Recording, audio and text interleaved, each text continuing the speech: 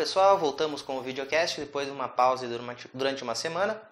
E hoje vamos falar de um assunto que não é diretamente software livre. Vamos falar um pouco sobre o Marco Civil que foi aprovado então na semana passada na Câmara, agora vai para o Senado, né, para aprovação definitiva e depois para presidente vetar ou não. Por que eu decidi falar sobre o Marco Civil mesmo não tendo ligação direta com software livre? Eu ouvi muita coisa e li muita coisa de pessoas que deram opiniões baseadas no eu acho e não leram a lei ou não leram o texto que foi aprovado. Tem muita gente que ainda acha que textos antigos, algumas propostas que foram retiradas do texto que foi votado, ainda permanecem lá, que foi votado contendo aquilo lá. E tem muita gente fazendo ligação, por exemplo, disso com socialismo ou disso com alguma coisa política. Então, eu gostaria de procurar vocês que lessem a lei também, embora se vocês verem o documento, que eu vou mostrar para vocês o link, que é esse documento que eu estou na tela agora, é um PDF que tem 18 páginas, no entanto, são letras grandes e o espaçamento também é grande. Em 10 minutos, com certeza, qualquer um consegue ler e tirar suas próprias conclusões.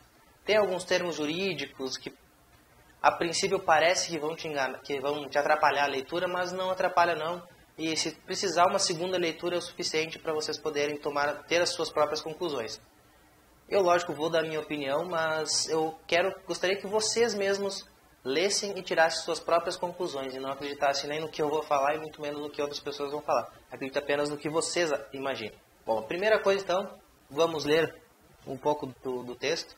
No primeiro parágrafo, eu acho interessante a gente ler todo ele, comentar todo ele. Aqui diz, artigo 1º, esta lei estabelece princípios, garantias, direitos e deveres para o uso da internet no Brasil e determina as diretrizes para a atuação da União, dos Estados, do Distrito Federal e dos municípios em relação à matéria.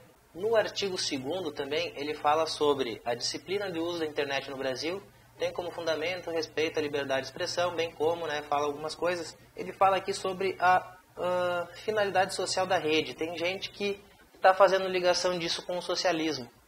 O que eu acho, não tem nada escrito aqui que é com socialismo, mas tem muitas pessoas achando que tem a ver com socialismo e estão fazendo uma ligação totalmente torta do que está escrito na lei. Em momento algum se fala sobre isso em qualquer parte da lei. Outro ponto interessante que eu acho legal a gente comentar, o artigo 8º diz, a garantia do direito à privacidade e à liberdade de expressão nas comunicações é condição para o pleno exercício do direito de acesso à internet. Ou seja, alguns dizem que essa lei dá o direito ao governo de censurar algumas coisas, bem pelo contrário. O que está escrito aqui, se você ler todo ele, você vai ver que é bem ao contrário. Ele tira esse poder de censura e deixa que seja feito apenas judicialmente, como deveria ser hoje, mas, no entanto, hoje os grandes órgãos acabam conseguindo censuras sem ordem judicial. Outro ponto importante é o artigo 9º, que diz assim, o responsável pela transmissão, comutação ou roteamento tem o dever de tratar de forma isonômica quaisquer pacotes de dados, sem distinção por conteúdo, origem e destino, serviço, terminal ou aplicação. O que diz isso? Tem gente que ainda não entendeu que isso já está sendo praticado no Brasil contra isso. Essa lei, essa parte, esse artigo, vem muito a calhar. Por exemplo, quem nunca sofreu com shaping de torrent, por exemplo? Alguma operadora faz com que o seu torrent fique mais lento do que o resto da sua navegação. Se você não passou, ok, você é uma pessoa feliz. Fico feliz também por você, por nunca ter passado por isso, mas eu e muitas outras pessoas já passaram por isso. Posso falar como cliente da Claro de telefonia celular, existe um pacote totalmente diferenciado hoje para quem quer acessar rede social, Facebook e Twitter. Para isso você não paga para acessar essas redes sociais. Agora, se eu sou usuário do Google+, do Diaspora ou qualquer outra rede social, aí eu pago. Ou seja, eu fico meio que limitado ou instigado a utilizar a rede social que a operadora quer que eu use. São duas? Sim, eu tenho duas opções, mas são as duas opções da operadora e não minhas. Inclusive eu não usava o Facebook tanto antes, agora eu uso muito mais porque eu não pago. Então percebam só a sutileza disso aqui, que já está acontecendo, embora algumas pessoas em alguns vídeos que eu vi, elas dizem que isso jamais aconteceu.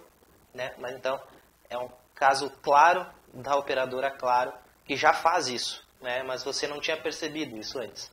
Outro ponto, o artigo 10º e o artigo 13º falam basicamente sobre a guarda dos dados, sobre os seus acessos na internet. Eles dizem que o provedor de acesso ele tem que manter os seus dados durante 1 ano, mas os dados são qual era o IP que você usava e o horário que você estava utilizando. Basicamente é isso, quem é você, o horário e o dia que você estava acessando a internet, né? Alguns dizem que não, que guarda muita coisa, que o provedor guarda o que você, por onde você navega, o que você baixa. Isso não, isso está bem vedado, inclusive, que isso não deve ser feito pelo provedor. Existe algo que aí eu acho ruim também na lei, ou seja, eu não aprovo ela 100%, tem alguma coisa que eu sou contra, que ela diz que o provedor do conteúdo, na verdade, esse sim tem que guardar o que você navegou. Por exemplo, um grande portal que eu acesso, ele tem que saber que o IPX navegou por tais e tais páginas. Ele tem que manter esse registro por 6 meses. Então, juntando esse registro com o registro do seu provedor, ele sabe quem é você e por onde você navegou. Então, esse é o ponto que eu discordo da lei, que por mim deveria ser retirada, e é um ponto para a gente dar uma manifestada aí para retirar antes que passe pelo Senado. E outra besteira sobre isso, que também é dito, é que esse acesso a esses dados são feitos pelo governo como ele bem entender. Isso também não é verdade, é só por ordem judicial. Tanto os dados do provedor quanto o provedor de conteúdo. Só vai poder ter acesso uma pessoa externa, o governo, polícia, ou seja lá quem for, através de ordem judicial. Isso vai impedir que aconteçam coisas também, como acontece hoje, dos juízes totalmente desinformados, achando que sabem das coisas, que culpam, por exemplo, o Google por um conteúdo que um usuário publicou no Facebook, no YouTube, ou publicou numa rede social no Google+, ou que está lá nas pesquisas. Agora bota ordem, a lei bota ordem em quem que é o culpado. É quem puxa o gatilho ou quem vende a arma? Lógico, quem vende a arma seria quem venderia a arma legalmente. É quem puxa o gatilho, né? Mas na internet é o contrário, quem vende a arma é que seria o responsável, ou seja, quem fornece o meio fica sendo criminoso e não quem puxou o gatilho. Isso é apenas uma analogia.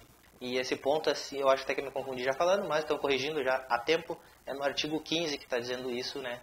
Essa parte de quem que é responsável por guardar os seus passos, o provedor de acesso, então, no artigo 15.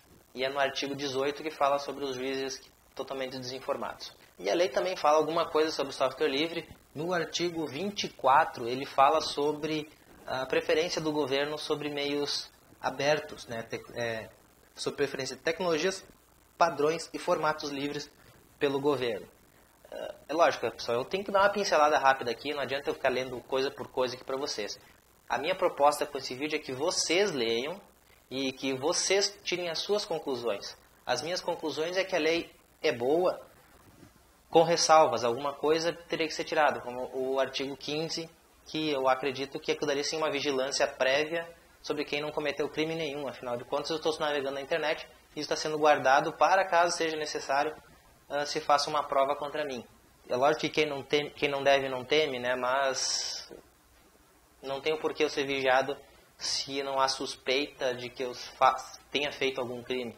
Então, tudo bem se tivesse na lei dizendo que os meus dados poderiam ser vigiados de um período X a período Y, mas só em caso de autorização judicial para ele ser monitorado. Então, é o único ponto que eu acho que deveria ser tirado da lei. O restante, o que você vai ver em vários vídeos aí, é muito achismo, muita imaginação, muita imaginação fértil de muita gente, lógico, querendo aparecer também, né? Bom, pessoal, o link está aí, eu vou deixar no YouTube para esse documento, que é o documento oficial, o texto oficial. Vocês podem ler eles, e aí eu gostaria realmente de ver os comentários de vocês, discutirem, mas não no acho, e sim com base no que foi aprovado, e não no que você acha que pode vir a acontecer, e sim o que realmente pode acontecer com o que está escrito. Era isso então, pessoal, obrigado aí, até o próximo videocast.